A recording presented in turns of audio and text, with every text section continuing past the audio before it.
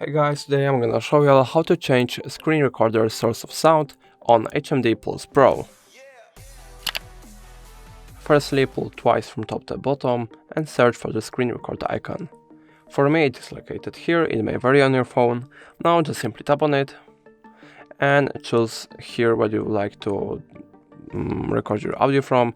It can be your device and microphone, only device, or both of them, yeah. And if you would like to mute the video, just simply tap on this button, and that's all. If I helped you, please leave a like and subscribe, and if you have any more questions, write them in the comments.